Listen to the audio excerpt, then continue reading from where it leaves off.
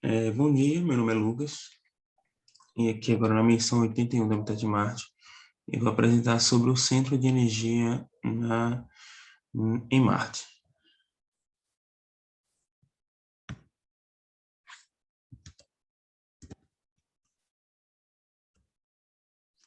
Então, quais as fontes de energia, de geração de energia disponíveis? Para que a gente possa colonizar Marte, a gente precisa entender quais as fontes de geração de energia estão disponíveis para que a gente possa escolher a melhor delas para que possa tentar instalar na colonização desse outro planeta. As fontes de geração de energia que existem hoje são classificadas em fontes renováveis e não renováveis.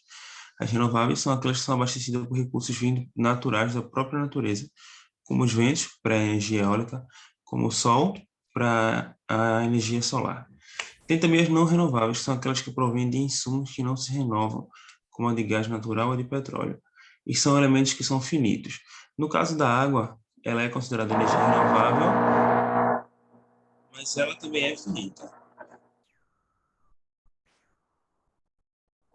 Então, os objetivos do Centro de Energia são manter ativa e segura toda a estação, manter condições habitáveis confortáveis para os tripulantes, como pressão e temperaturas próximas às terráqueas que temos aqui no nosso planeta.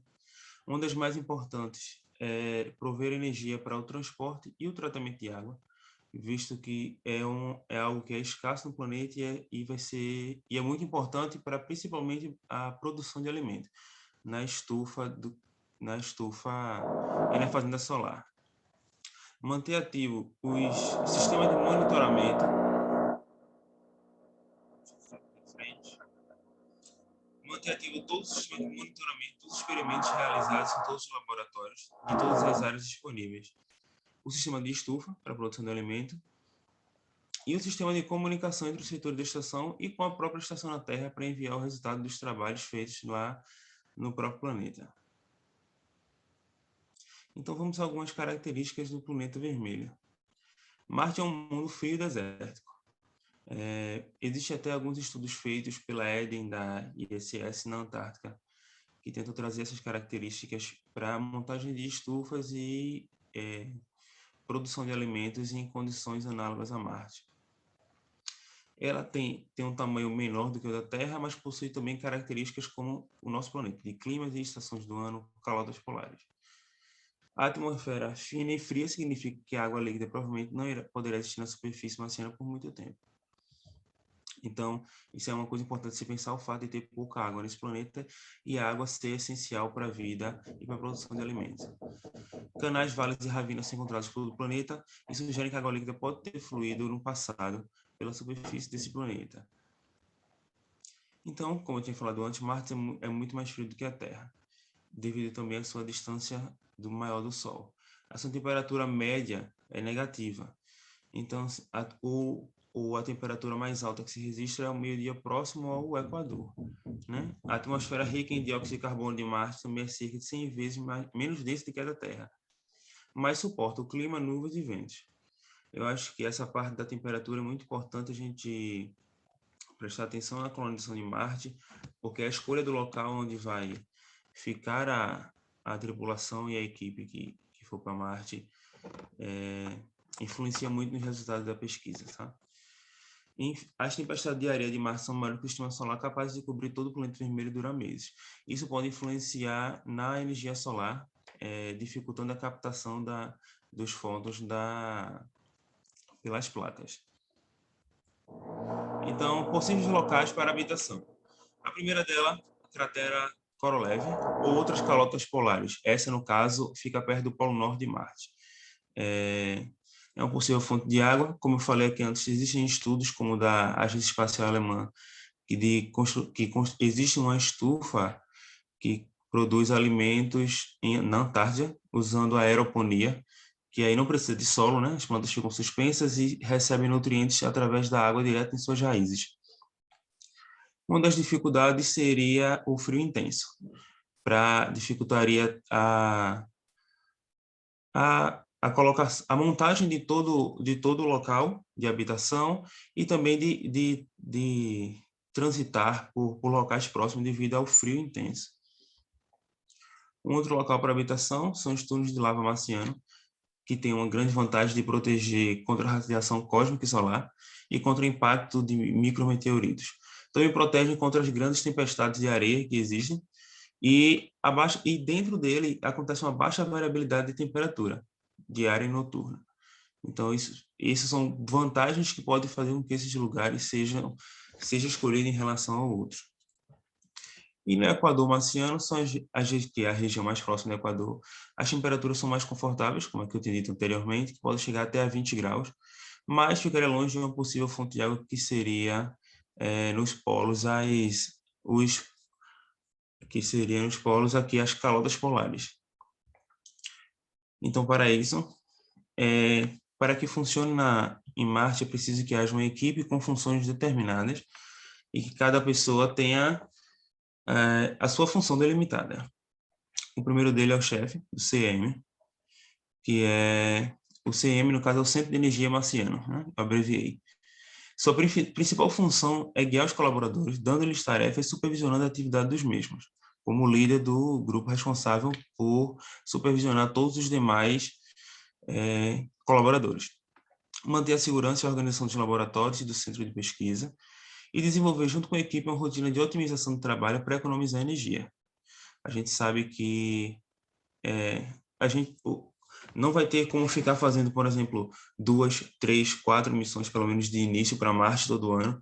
Então, a gente precisa levar o que for necessário na primeira missão e conseguir sobreviver, pelo menos por um tempo, com aquilo. Então, para isso, é preciso desenvolver métodos de economia de energia, de tratamento de água e reutilização de água, construção de composteira para transformar o lixo orgânico em composto biofertilizante para ajudar na fertilização das plantas na aeroponia. Enfim, é preciso toda uma organização para que o desperdício seja quase zero. Um dos perfis e habilidades do chefe, que é o líder, é interessante ter formação em uma das áreas da física, química, biologia e engenharia, para que possa compreender como funciona determinadas áreas do centro de energia.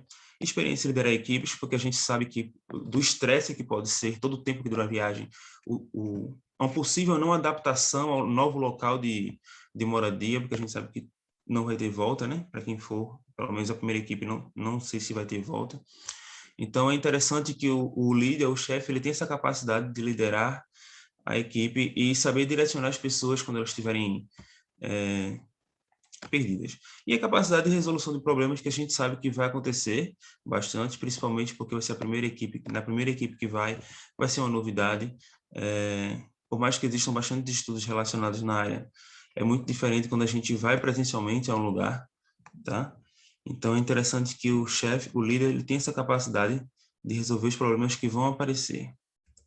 Uma outra função que eu coloquei foram os técnicos, que vão ficar com a mão de obra na parte de instalação e organização dos equipamentos necessários nas áreas relacionadas, em todas as áreas relacionadas, tanto na área que tenha, por exemplo, montagem das impressoras 3D, na área que tem a parte do hospital, que vai cuidar das pessoas, na parte que vai ter nas tecnologias que precisam, nos sistemas que precisam na estufa, na fazenda solar. Então, os técnicos para áreas variadas, para a instalação e organização, manutenção e supervisão desses equipamentos e desses sistemas necessários. E também, talvez até todas as funções precisem entender e criar métodos de economia de energia, porque a energia ela é algo essencial para a equipe, para a tripulação que vai estar em Marte, até porque sem essa energia vai ficar difícil até mesmo produzir comida e armazená-la. Sobre perfis e habilidades desses técnicos. Formação nas áreas de engenharia, preferencialmente, para estar lidando e montando com sistemas. Experiência em lidar com problemas repentinos que podem acontecer. Desculpa. Ter boa comunicação com a equipe, né? Para poder ter boa comunicação para poder conseguir resolver também os problemas. E um conhecimento avançado em programação para atualização de sistemas que são necessários. Eu coloquei especialistas, que são as pessoas que serão responsáveis por desenvolver melhorias e projetos em todas as áreas. Que pode ser pessoas da área das ciências exatas, ciências humanas, ciências naturais, que buscariam criar soluções para os possíveis problemas enfrentados pela equipe. né? Sobre prefeitabilidades, ela poderia ser formação em quaisquer área, já que seriam desenvolvido projetos independente para qualquer área. Por exemplo, deixa-me citar uma pessoa na área de fisioterapia ou na área de educação física. Poderia desenvolver algum projeto sobre as mudanças fisiológicas no corpo humano que acontece após essa viagem. Enfim, para todas as áreas. Sobre preferibilidade, ser uma pessoa criativa e também ter boa comunicação, que eu acho que é interessante para todas as pessoas que estarão na tripulação, ter boa comunicação e ter criatividade. Tem uma pessoa que eu chamei de cuidador, que seria aquela pessoa que seria responsável por manter o bem-estar físico e mental da tripulação, sabe? Tanto o psicólogo como um médico, um enfermeiro, enfim. Ou uma pessoa treinada para isso, sabe? Para lidar com pessoas, gestão de pessoas, é importante ter, responsável por fazer os primeiros socorros. Vamos falar mais um pouco sobre isso no centro de saúde, exames periódicos e, como eu falei antes, pesquisar mudanças fisiológicas de tripulantes, desenvolver métodos para melhorar a qualidade de vida dos tripulantes. O perfil e habilidade dessa pessoa, preferencialmente formação na área de saúde, né? Experiência em lidar com diversas comorbidades e ter boa comunicação também com a equipe, que acho que, como eu disse, é uma habilidade que todos devem ter. Então, para a estrutura interna do Centro de Energia Solar, eu imaginei uma estrutura em formato de hexágono, onde haveriam 3 saídas e nos outros três lados seriam os centros de comando. Vocês podem ver aí, à esquerda tem a saída para a fazenda solar. Esses quadrados azuis seriam os centros de comando relacionados à saída que está junto, sabe? Relacionado. Para o lado direito tem a saída para onde fica a garagem para os rovers e para os kilopowers. Para o lado esquerdo eu coloquei o térreo, coloquei a fazenda solar, onde ficarão os painéis solares e as aeroponias, onde as pessoas irão fazer a produção e cultivo dos alimentos. Como eu disse, essa área azuis são os controladores com os monitores para obter os resultados e poder enviar resultado. Poder guardar os resultados e enviar o resultado para as outras equipes que vão estar na estação por completo e também enviar para nosso planeta aqui, para a Terra. No primeiro andar, eu pensei em laboratórios de pesquisa, tanto para a área da ciência, para a área da botânica, biologia, sabe? Zoologia, que pode aparecer lá, já que fica próximo à fazenda solar, tanto outros laboratórios também, como os laboratórios para impressão 3D, os laboratórios para mecânica, para conceitos do rovers, enfim. E achei interessante também colocar um hospital aqui próximo, uma pequena salinha, para qualquer emergência que possa vir a acontecer, um acidente laboratorial ou um acidente na fazenda solar, enfim, ter algo próximo para colocar aqui numa emergência. E no segundo andar, eu pensei em colocar os locais, o quarto e cozinhas de um lado, e o lazer e relaxamento separado do quarto da cozinha e da área de trabalho, justamente para que sirva como uma parte para que as pessoas realmente possam ter lazer e relaxar separado das preocupações. Né? É importante que nessa área de lazer e relaxamento tenha esse controle também da energia gasta, porque, por exemplo, vamos supor que a gente coloque videogames, entre outras coisas, que possam utilizar energia. É interessante que haja um controle de energia e uma rotina feita, sabe, por planilha corretamente, para que não se haja um gasto desnecessário de energia, visto que a energia é limitada e a gente precisa dela para outras coisas também. Isso vale também para todos os outros setores daqui. A energia precisa ser bem controlada, para que com o sistema de planilhas, a organização do chefe seria justamente com isso, que aí o chefe poderia colocar chefe de cada setor, por exemplo, um chefe para uma pessoa responsável pela fazenda solar, uma pessoa responsável pela agem dos rovers e pela manutenção deles, uma pessoa responsável pelos kilopowers, pelos laboratórios, cada um com seu específico, e pelo centro, pela salinha do hospital aqui, pelo quarto de cozinha, e a pessoa responsável pela supervisão e manutenção da área de lazer e relaxamento, para que fizesse um sistema um sistema de controle para que não houvesse desperdício. Na parte dos quartos de cozinha tá aqui também, e na parte do lazer, por exemplo, se houvessem uma sauna, uma banheira, havia também a opção de fazer o tratamento de água e o racionamento de água, né? Porque a gente sabe que também a água vai ser ainda mais limitada. Então, a fazenda solar, ela vai usar pouquinha água no modelo de aeroponia, né? Que o modelo de aeroponia, ele pega a água e joga a água borrifa a água diretamente nas raízes, as raízes ficam suspensas sem a necessidade do solo. Então, a quantidade de água que usa é bem menor do que em outros sistemas, como, por exemplo, a hidroponia ou o próprio plantio no solo. Até porque, para levar a quantidade de solo fértil da Terra, caso quiséssemos para Marte, teria que levar bastante, e aí só adicionaria peso na espaçonave. Nesse sistema de aeroponia, a gente dispensa o uso de solo, que também acaba que diminui praticamente o número de pragas, já que não tem solo, para a planta. Enfim, e até mesmo para o tubérculos, é interessante porque a gente não precisa colher, a gente pode colher em ciclos diferentes de tubérculos. Vamos voltar. E aí, entendo que a principal forma de energia que a gente pode ter para a sustentação da estação espacial em Marte são os quilopower, que é uma forma de energia que tem sido bastante utilizada nos últimos tempos. A energia nuclear, elementos espaciais há bastante tempo, como disse a Voyager, por exemplo. Antes usava os geradores termoelétricos de radioisótopos, mas ele botou uma potência de saída baixa e aos poucos ele foi perdendo sua capacidade.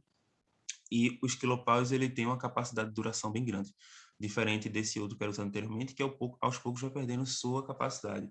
No caso dos quilopower, ele é um reator de fissão, que ele converte o calor pela divisão dos átomos. E aí teve um teste feito em 2018, esse KP, Kilopower, converteu cerca de 30% do calor da fissão, dessa divisão do átomo em eletricidade, enquanto a tecnologia que era usada antigamente, que são os radioisótopos, só converteu cerca de 7%. Então, é uma mudança, é um crescimento significativo na quantidade de energia gerada entre um modelo e outro modelo. O Kilopower ainda é bastante pequeno, mas ele assim, possui cerca de 3,4 metros de altura, mas eles são bem pesados, mas são seguros, segundo dizem os pesquisadores. E nos Objetivos de Desenvolvimento Sustentável, a gente pode se enquadrar em vários deles, como no número 2, que é no Fome Zero na Agricultura Sustentável, geração de energia limpa. Aqui na agricultura sustentável, como eu disse, por ser uma agricultura controlada, a aeroponia, a gente tem um custo de água baixíssimo comparado a outras formas de cultivo e plantio. Saúde e bem-estar, como eu tinha falado, existem pessoas especialistas para cuidar da saúde e do bem-estar mental das pessoas que vão estar ali na missão, que é extremamente necessário. Igualdade de gênero também, mulheres e homens de todos os gêneros, cis e trans, todo mundo tendo a mesma oportunidade. Água potável e saneamento, como a água é limitada até que se descubram outras fontes em Marte de água. Então, o tratamento de água para cultivo e para outras utilizações é necessário. Energia limpa e acessível talvez seja o principal deles, porque a utilização da Kilopower como energia limpa. Energia solar também é uma energia limpa, né, e acessível. Indústria e inovação, número 9, e infraestrutura. E também consumo e produção sustentável. E o 11 e o 12, cidade e comunidade sustentável e consumo e produções responsáveis, né, que eu acho que são indispensáveis para a colonização de Marte, visto a quantidade a quantidade de itens limitados que a gente vai ter. Então, o quão mais responsável a gente puder fazer, puder ser com o nosso consumo e a nossa produção, melhor. E, acredito que é isso. Essas foram as referências que eu usei. E esses são os meus contatos. No caso, no meu Instagram é minha página de divulgação científica, porque eu não tenho Instagram pessoal. E é isso.